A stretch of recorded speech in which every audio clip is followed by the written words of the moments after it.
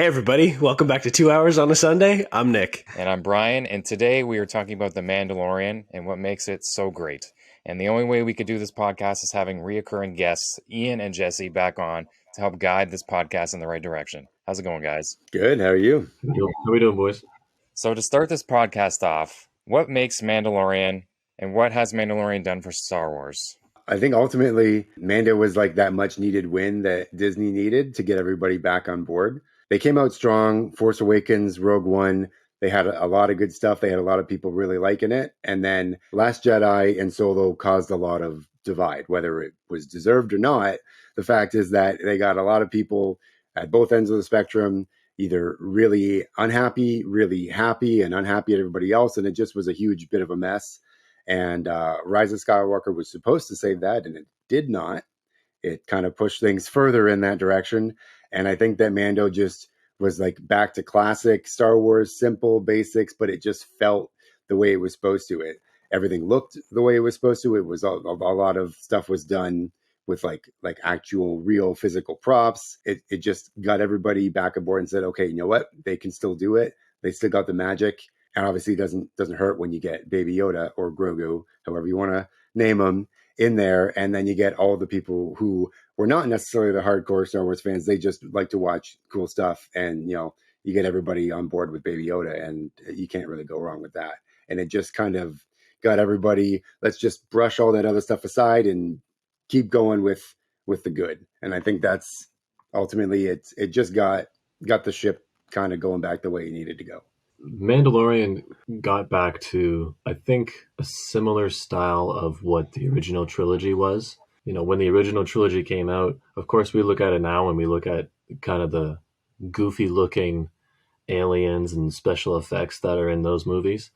But for the time when you watched it, I know I hear lots of anecdotes of, older people, my parents, just talking about how great it looked, how crazy it was, that they were like, wow, this is amazing. It's really simple writing. It's a Western, it's a space Western when you look at it, so it's very familiar while being a galaxy far, far away. That's one of the things that I love about it. It's kind of funny. Bill Burr, one of my favorite comedians, he's in the series multiple times. I don't know if you guys are aware of how much he used to make fun of Star Wars. I think that's part of why he got into it, right? Wasn't it like he made fun of it so much that they kind of were like, "Hey, do you want to just like try it out?" Yeah, and he did it as a joke, but when he walked on the set and started seeing the stormtrooper helmets on spikes, all those different kinds of scenes, he was like, "Whoa, okay, now this is like." This is getting cool. So I think that's a feeling that a lot of people had. There was still, because they did try to keep the theme similar of the prosthetics and everything like that from the original trilogy, but there's a lot of cool, newer grounded elements where it just made it easier to watch for the OG fans and for new people just deciding, hey, what's on Disney Plus. I agree with that. I feel like there was that sense of familiarity with the practical effects, the simple storytelling, but it had something new to it. It felt like a revitalized version of Star Wars, or the Star Wars franchise to me. I think my first Star Wars movie was The Phantom Menace, but then as soon as I watched that one, I watched the original trilogy like immediately after. And that's what hooked me. And going back to that practicality, those small set pieces, that's what really made this so familiar, but also a new fresh start for it. And I didn't know that about Bill Burr. They like totally ragged on it beforehand. That's really cool. Because it's nerdy, right? Like Star Wars is super nerdy, but it's something you can really get behind once you dive into the simplicity of the characters. You can kind of attach to them pretty quickly. That's kind of what got me into it. I knew from that first episode of The Mandalorian, I was like, I'm watching all of this.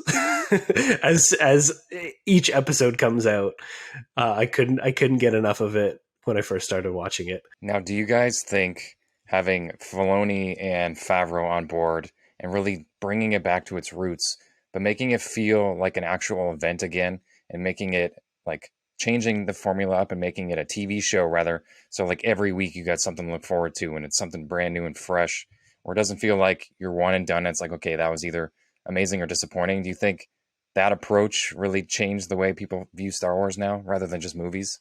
Absolutely. And I think a big part of that is by bringing in Filoni, who, like, having Star Wars as a TV show is nothing new to him. He literally like revitalized the franchise before it got sold to Disney with Clone Wars, and then right after with Rebels. Like, he did some amazing work right from the source. Like, he's the guy who's been handpicked by Lucas to continue this on, and he learned over all the seasons of Clone Wars how to make this work well as a TV show. And I think by bringing him in, it just was the best thing that you could do to get somebody on board with that, like the weekly TV sort of setup. Yeah, no, I don't know much about Filoni and Favreau's kind of. I know Filoni is the cowboy man. He's so deep into all this material. Like, he's anytime I hear him talk about Star Wars, I know that he's really knowledgeable. I know that he actually has a bit of a passion for it too. So it's not just someone trying to capitalize on a popular franchise. I know that he actually wants to make good content, and it's obvious from anything I've seen of Clone Wars, anything I've seen of Rebels. I know that those are good quality, and when the Mandalorian comes out, that's great too. So the only thing that I could really say about it is that anything that their names are attached to has been great.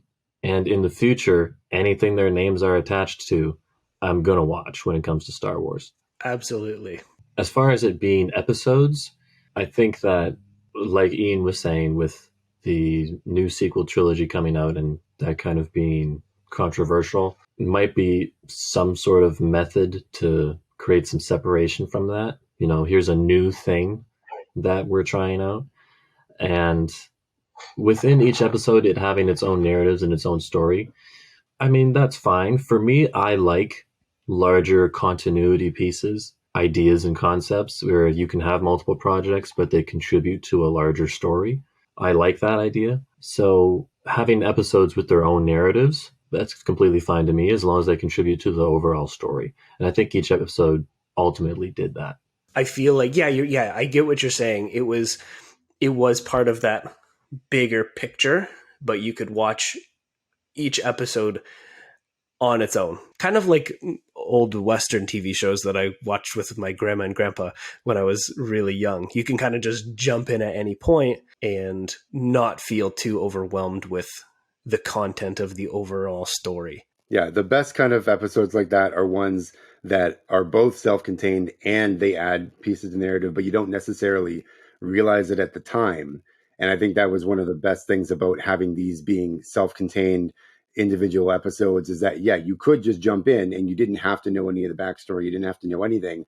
But over time, you would realize it was building it out, and you didn't have to be paying attention to it. Like small little details, like one thing in the first season, you meet Fennec Shand, and then you end up, she gets left in the desert. That could be just the episode of the week. You have an antagonist, they end up teaming up to beat her, he's backstabbed, and they move on. That ends up being a huge story point later on, but it's not something that at the moment you have to pay attention to, but it does end up being world building for the season as a whole. And so I think that the first season especially, and moving forward, they did a good job of having a self-contained episode. But once you finish the season, you realize, oh, there was points being laid down to kind of build the whole story. It just didn't seem like it at the time. They felt very like separate. Like even the whole episode where you spend the whole time on another planet in a village defending like these villagers, and you have Cara Dune, and then, well, actually, she's going to be important later in the story. But for 2 episodes, it seems like that was just its own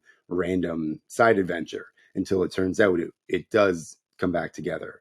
I think that's one of the things that it did well. And you can really only do with episodic TV is to have that monster of the week, but then find out that they all do kind of add a little bit to the tapestry. I feel like we've talked over the years, and going into it, I think we all believe that season 2 was really the shining moment for The Mandalorian. But do you guys think season 2 set the bar too high for the other seasons going forward, or do you think it was the right point to hit a high note and then bring everything back to level to like ground it and build it up again?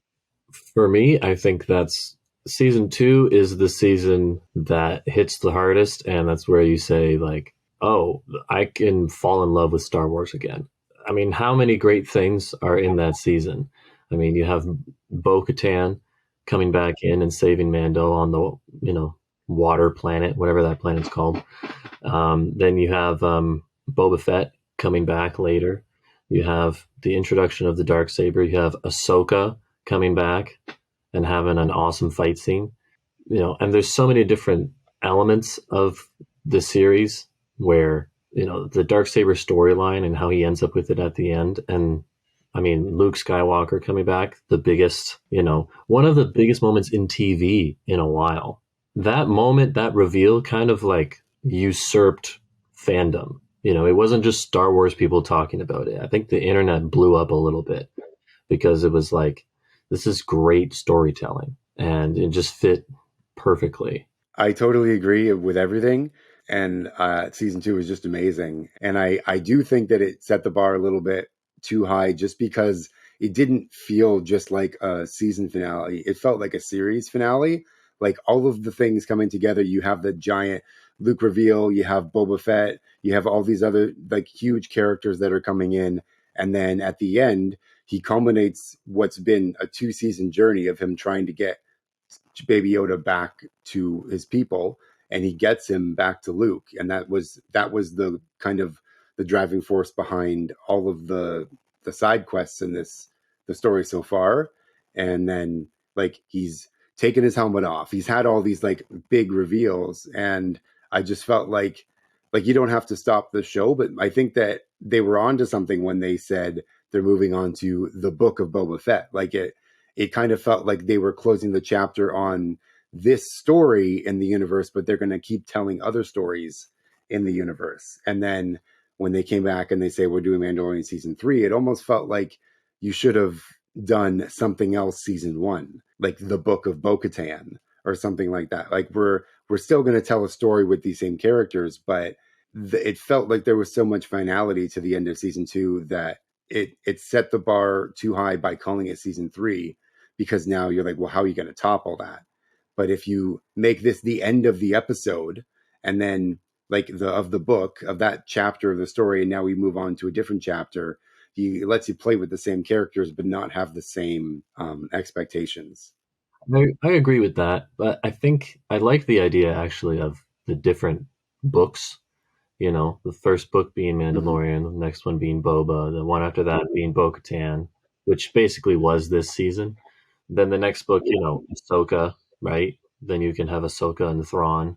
Like that's another chapter for post-Empire content. It's like I still liked it because I think it just season 2 was probably peak Star Wars for me, but season 3 is like it's still Mandalorian because we kind of got shown so much about Mandalorian culture.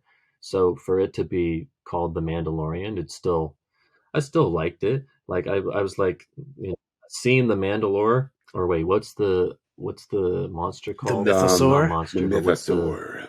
That's so cool. seeing the Mythosaur, you're like, I mean, that's crazy. Like that's an awesome thing to see. It probably could have been called Book of Bo-Katan. Maybe you're right, but And I didn't have a problem with the season. I liked it, and I liked the story they were telling. I just thought if you kind of like segment it off into a different, like you can keep the same characters. It's not that it was bad. I just think it would have been better suited to be like, or the book, or the Mandalorians or something like, because it implies that it's the first one was about his singular journey, and he's kind of reached the end of that journey by the end of season 2. And he's obviously, that doesn't mean he just goes off in the sunset and retires and sits there forever. He's still got a life to live. But that particular arc of the Mandalorian being the Mandalorian, like now he's not just like a gunslinger with no name. Like he's got a kid, he's got a family, he's got all these like allies, and he's kind of become more Din Djarin than the Mandalorian. And then by having even if it was called the Book of Mandalore, and it's about that larger story with them trying to take back Mandalore and finding the mythosaur and everything, I think that would have been a cool idea. And it doesn't take away from season 3 being good. It just, I think it would have been a smart move. Do you think, though, because The Mandalorian is such a big name now, is that's the only reason Yeah. why they call it season 3 is because Yeah. Bo-Katan at this point isn't, if you're not watching, Clone Wars or, Rebels, Bo-Katan isn't known as much as Mandalorian right now. So I think calling it the book, I mean, like Jesse and you guys said, it is basically Bo-Katan's story, which I did enjoy. But if you called it that, I don't think it would have got as much viewership off the bat as calling it Mandalorian season 3. To be honest, before you asked this question, Brian, I did not even think about it. But yeah, you're right. It's like season 2 was the end of like Din Djarin's story for me. Like his objective was to bring Grogu back to his people, and he did. He was successful in that mission, and that was emotional enough. Like that was, like Jesse said, that's like peak Star Wars. You're good. I'm done with that story. But yeah, I think probably a marketing decision on their part, which it is smart because yeah, nobody would have probably watched, or not as many people would have watched the Book of Bo-Katan. Book of Boba Fett, yeah, everybody and their dog knows who Boba Fett is. So I understand why that was named as it was. Going back to what Jesse said about the ending of season 2 and how massive it was, and not just Star Wars fans, but the whole world was going crazy over what just happened. It takes me back because I'm not a massive Star Wars fan, but I love Star Wars, and the prequels with Anakin and Obi-Wan and the Obi-Wan show, like that's Star Wars to me. Like I love the originals, but season 2 really brought me back to why I loved, Revenge of the Sith and like the earlier ones and the Clone Wars. It gave me that feeling again, which is why I think we all agree season 2 was so great with all these newly added characters and the story arcs, and like everything felt so high stake in what they were doing. Totally agree. And to bounce off that, I just want to ask you guys if there's any point in, say, any of the seasons where you thought, I would change one thing about the plot of this whole, like, say, season 1, I would change one thing, or season 2, I would change something. Because for me, in season 2, I think it really took the effect of the finale away for me, but I think having Din take his helmet off twice really ruined the moment for me when he took it off for Grogu. I think if you're going to do the episode before with Bill Burr, I think you get it close enough where he might take the helmet off, but he doesn't, because we just saw it happen, and it kind of took the air out of the room when he did it for Grogu. I'm like, well, we just saw it for me. So that's the only thing that bugged me about season 2, was like, that would have been a massive moment if that was the first time we ever saw it in 2 seasons where he took his helmet off for, Grogu is now his family, right? Rather than just some random trooper mission. I never thought about that part, but yeah, I mean, that is a good point. I totally agree. I mean, it's fine. It's a fine point. But like, because to me in that episode, the biggest part of that episode was Bill Burr's monologue when he's doing that speech to the officer, and he's talking about Operation Cinder, and he's talking about all the people that they lost. Like that's kind of the bigger emotional moment. Din taking his helmet off is a big deal for Din, but it also is only happening around troopers that they were going to kill in the next 2 seconds, and Bill Burr. It's not like he's exposing himself to the rest of the cast or the rest of the world. It's kind of done in secret, and it's done out of necessity of like a mission. I think the moment when he takes it off for Grogu, that's still a moment, because it's happening pretty much in front of everyone. Because he technically took it off for the audience, right? So the audience is sticking around. Like I know you mentioned, like everybody's going to die, so no one's going to care about his helmet. But for me, as an audience member, it's like we're part of everyone, right? Like we're seeing this for the first time. It's like, oh my God, this is the first time he's ever removed his helmet. Whereas I would much rather prefer if it was like, I would have been broken down completely if the first time he did it was with Grogu. Because it was literally only an hour later, like the next episode, he just did it again. I can see the emotion that you had going there. Like you definitely would have had a really strong thing. I honestly, actually, like Jesse brought up a good point. I kind of forgot he took it off in that episode because Bill Burr's monologue was so powerful there that that like kind of became the memory I had from the episode. was that like speech he had about Cinder and all that. And I kind of just forgot that he'd taken it off there, because it got overridden in my head by when he does it with the emotional resonance in the finale. So I get both sides of the story. I think that it probably would have helped the emotion in the finale, but also I guess, I mean, if it didn't even make that much of an impact, that I forgot, because they just did a better, a more impactful scenario later in that same episode. They kind of got their cake and ate it.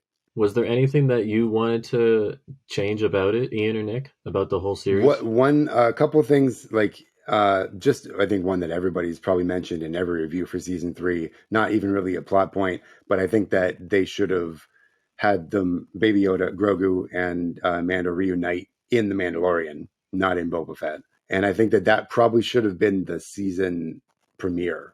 Like, you literally could have pretty much wholesale taken that episode out of Book of Boba Fett and put it at the start of the season. And I think that just that shuffling would have made it feel better, because now they're coming together in his own show. Like, if you got to bring them back together after taking them apart, I think it would have worked better to start the season with that, like, real high energy. How do you top season 2 when they leave? Well, you could top it by bringing them back together in the start of season 3. I think that's one thing, but that's like everybody. There's been a lot of people who think that probably should have been the case. One thing, a little smaller plot point, I think would have been a great idea, is if they had not brought Ahsoka in until season 3. They introduce her, and yeah, she's off on her own mission, but like, would she not want to help, like, rescue one of the last Jedi left alive? Like, wouldn't she want to team up and help them, like, with go rescue Grogu in the finale? She has a huge history with Bo-Katan, like a long history. She saved the planet for her and with her. So you would think that Bo-Katan would just be able to be, hey, you know Ahsoka? Yeah, let's get her on board, sort of thing. And then, like, to have her show up and then disappear, I think that it would have been cooler if we brought her in season 3, started it off with her, and then that kind of leads into her own show a little bit more.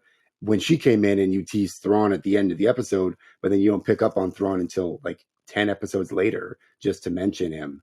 I think it would have been cool to start the season off with teasing, where is Thrawn? And everybody's like, who's Thrawn? And then later the Gideon mentions him, and then that leads right into Ahsoka as him being the main villain. I think that it's not that there was anything wrong with how they did it, but I think they probably could have added a little bit more attention, and if they brought her in season 3.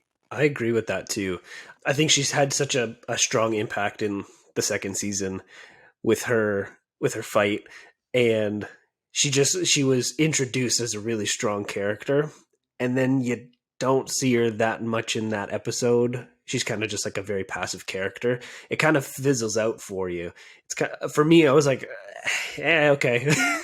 I wasn't sold on her in that episode. I was sold on her in season 2, and I was like, give me more of that. So yeah, I agree. I think if she was in season 3 and she contributed to the fight for Mandalore at the end of season 3, that would have been an awesome tie-in with all of those story bits from previously, from Clone Wars, from what we've seen of her in that series too. Do you think, though, the reason why they did that is because season 7 just came out for Clone Wars, like the new Disney Plus? They redid it, like, to finish it all. And Ahsoka was like the big point, so they're like, "Oh my god, we gotta get her into season 2," like, because she's the hype train for Ahsoka was like high. I do think that there was some marketing in there, because obviously Filoni would like to make his own show and is now making a show better. I think it was probably a bit of synergy, saying like, let's get her front and center in front of everybody we can, so that we can really justify making this new show about her, because she is a great character, but just one that a lot of casual fans just would not know about, just because of the way that the stories have been written. And if you've seen what they did on Disney Plus, they have, like, in the Star Wars section, they have a whole Ahsoka row. Oh, do they? So in Clone Wars and in Rebels, they literally just give you a list of like the most important Ahsoka episodes. Oh, they pulled up the episodes even. I didn't know that.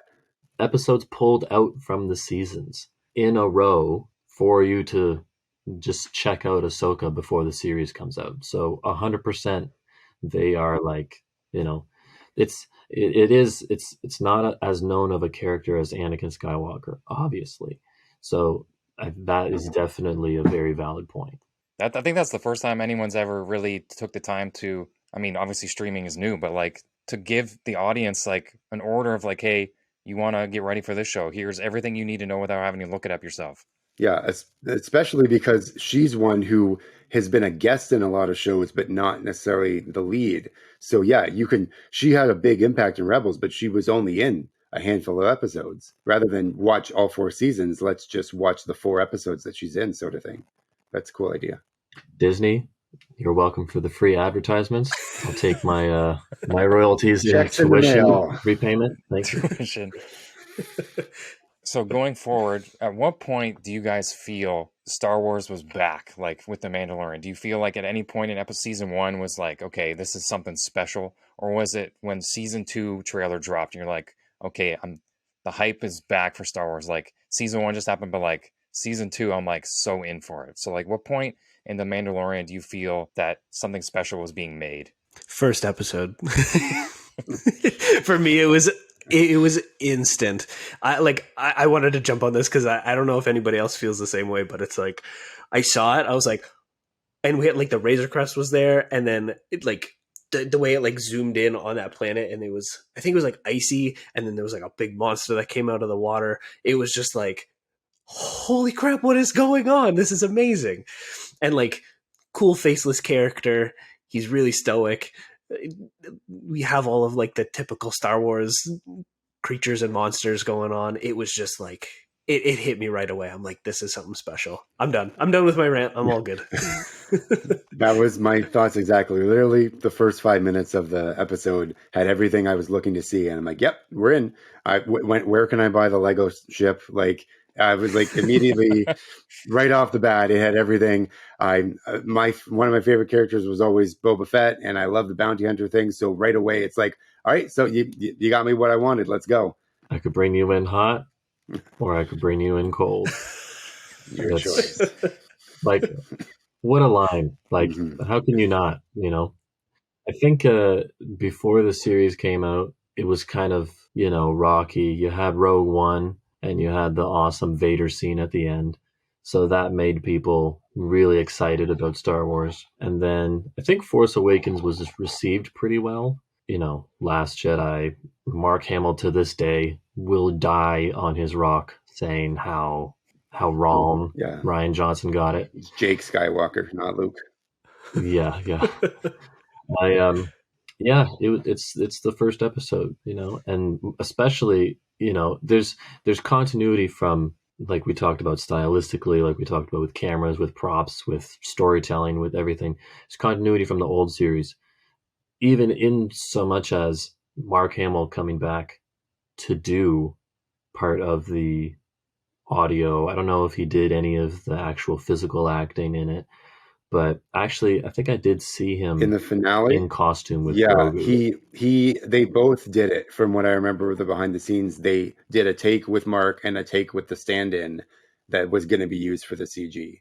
Because I remember an interview, he was like, he had the secrecy was insane. They had to bring him in like a tarp for like a 2-day shoot or whatever just to do this cameo. But yeah, they actually wrote in a different character into the script and everything, because there, in case anything leaked, in case anyone read it who wasn't on the effects team, it was Plo Koon. Yeah. Oh, I forgot about that. Yeah. That's unreal.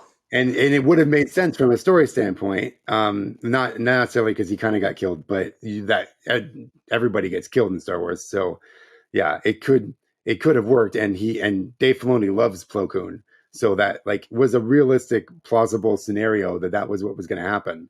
And just in case anybody happened to get eyeballs where they shouldn't have, sort of thing. I just find that stuff so fascinating that they can like, they know that this part of their story is going to break the internet, and they're like, we got to write something else for it. We got to throw people off the trail, and we got to like have an entourage covering up our lead actor or our surprise guest cameo here.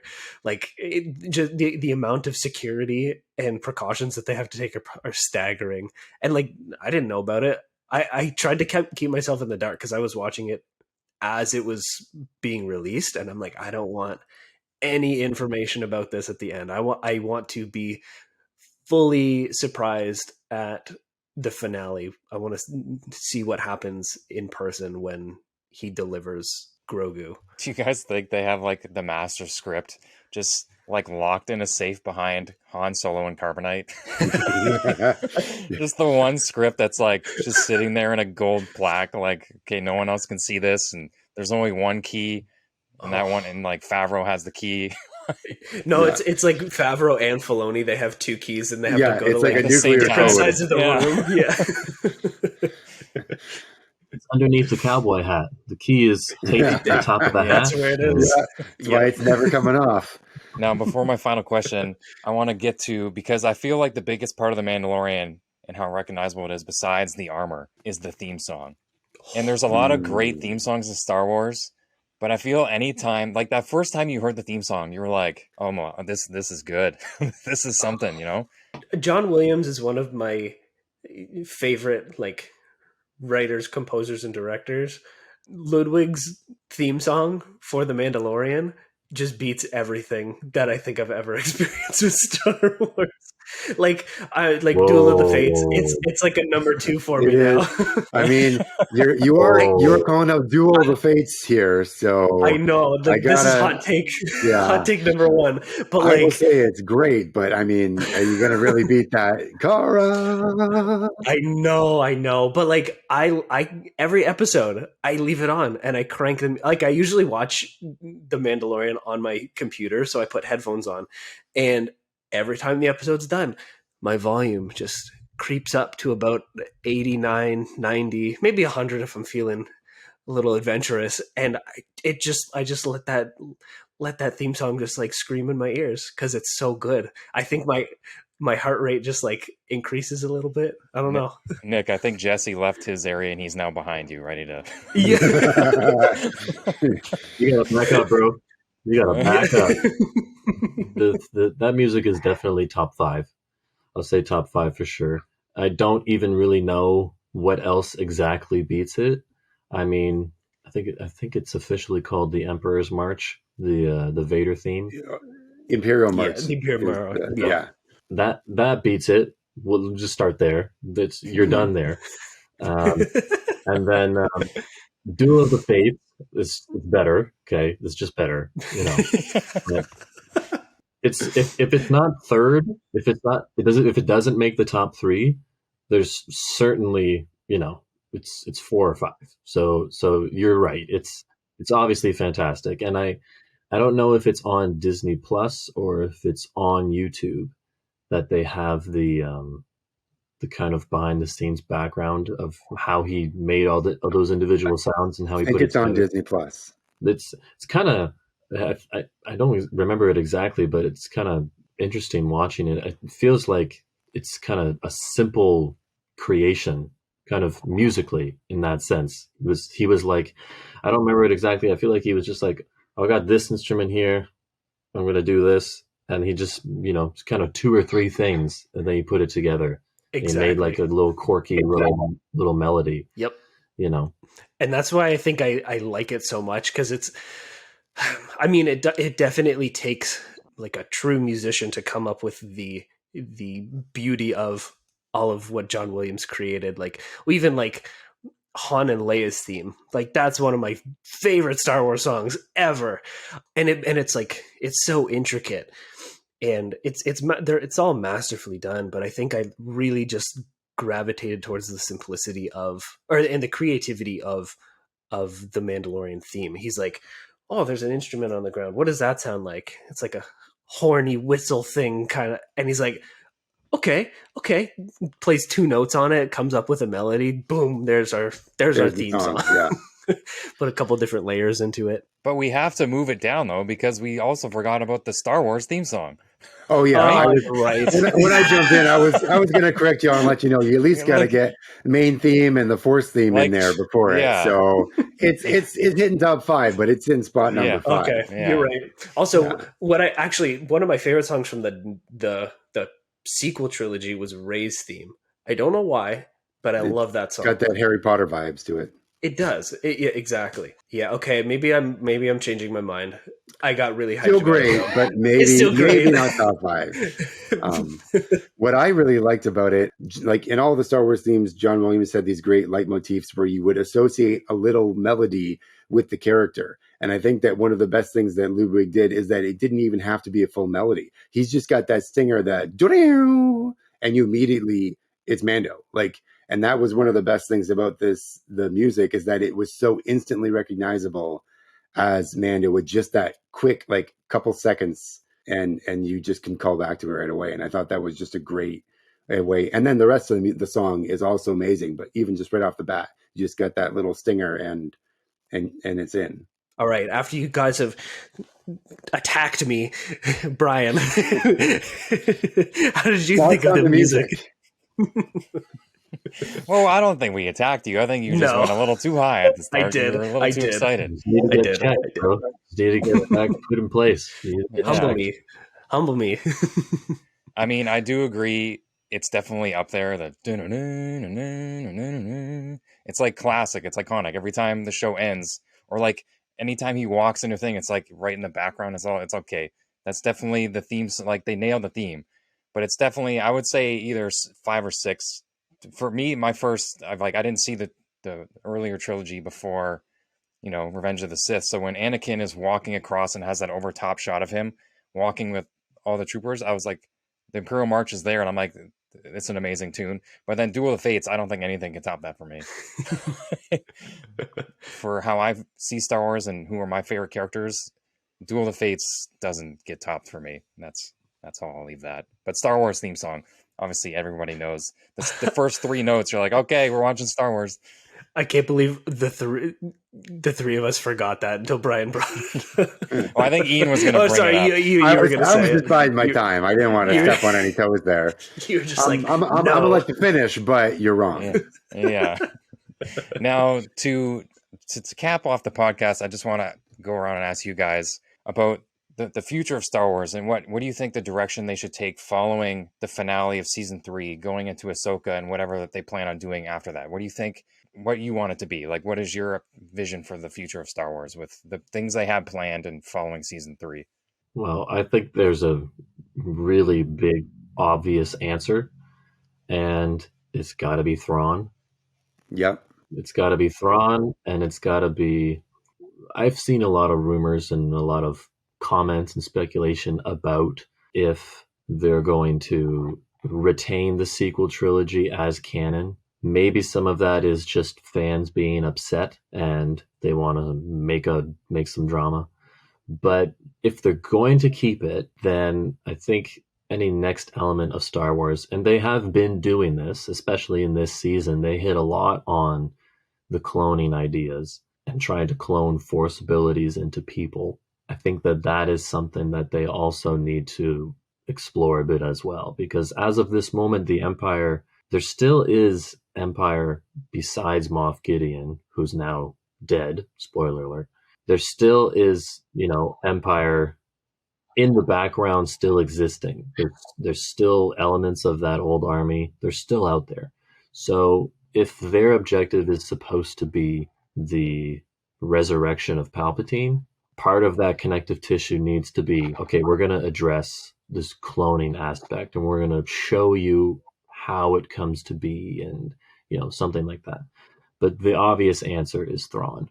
We're seeing Thrawn, we're seeing Ahsoka, we're seeing, I think Ezra is also cast, is he not? He's in the show. Yeah, they didn't show much of him in the trailer, just a little hologram, but he is in it and he is cast.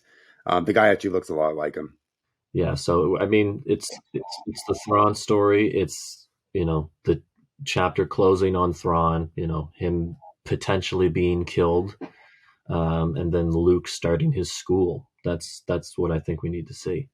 Yeah, I totally agree. I think that they definitely need to touch on all the cloning and like all the setup, because I think there's no way they're not going to keep the sequels as canon, and they're just going to continue building on, like you said, they've introduced some of these concepts in this season, especially. They've been doing some of it in their animation, like Bad Batch and everything. And I think where they're actually, like, they've kind of basically said they're going is that they're doing an adaptation essentially of the Thrawn trilogy, the Heir to the Empire sort of stories from like the old legends.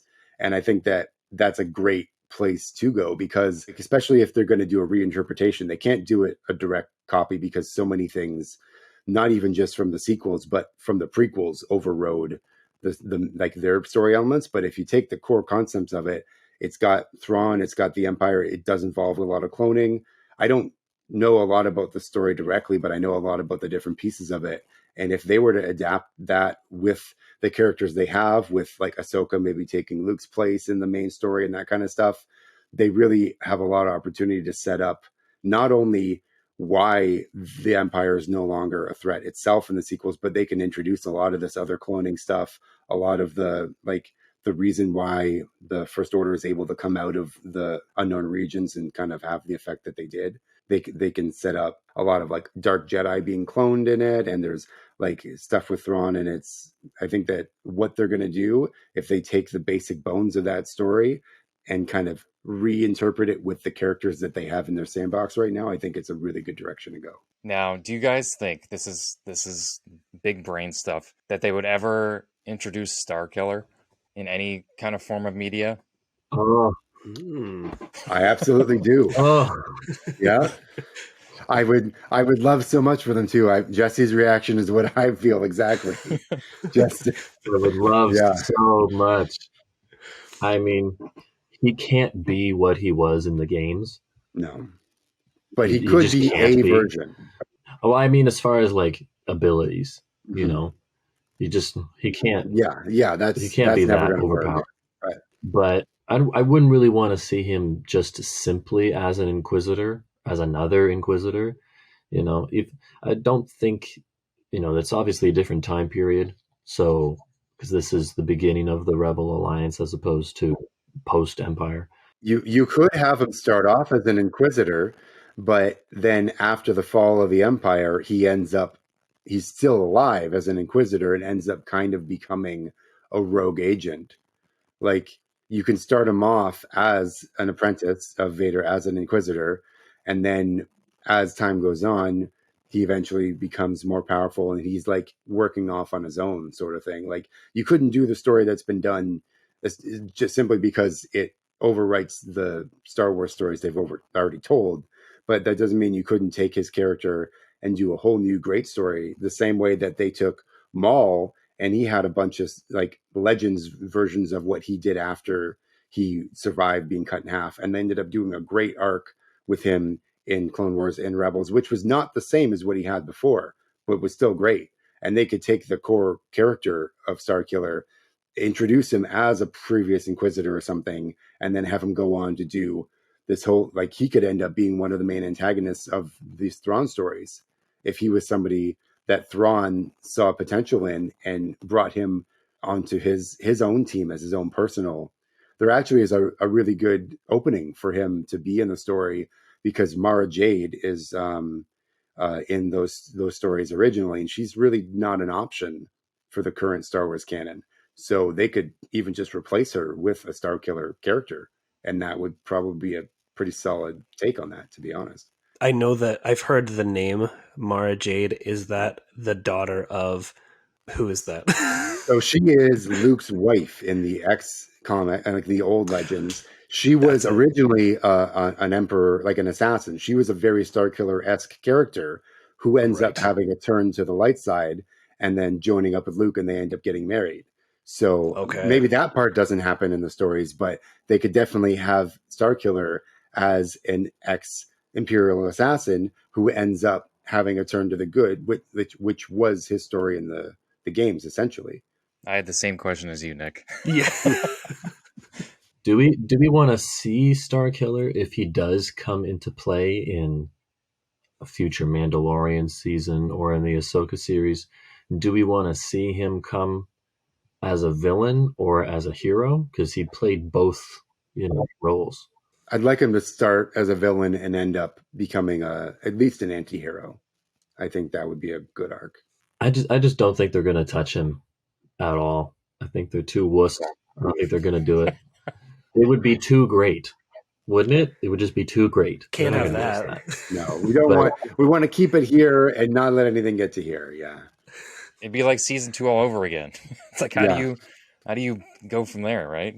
But I think Disney, I think they're on the right track as long as they keep Favreau and Filoni in charge. But I also want them to keep it. I don't want them to inundate us with everything, like so much stuff. I think either 2 shows a year or a show and a movie. I think you keep it feeling like an event, like it's a special time of year. You do it in March, and then you do the movie like they always do in the winter. So you get it once a year where it's like, okay, I'm feeling like they're bringing us something special again. So I think that's what I think they should continue to do. Build that story, make sure it's finished, and give us something we've all been wanting to see. So on that note, I want to thank everybody for listening. This is our deep dive into our thoughts on The Mandalorian and what it has done for Star Wars over the last couple years, and how much it has brought the community and the whole fandom together to enjoy something weekly. And so I want to thank Jesse and Ian for hopping on today to really guide us through this podcast. Yeah, thanks for coming on, guys. Yeah, thanks for having us. All right, everybody. Thank you so much for joining us. This has been 2 Hours on a Sunday. I'm Nick. And I'm Brian, and we'll talk to you guys later. Bye.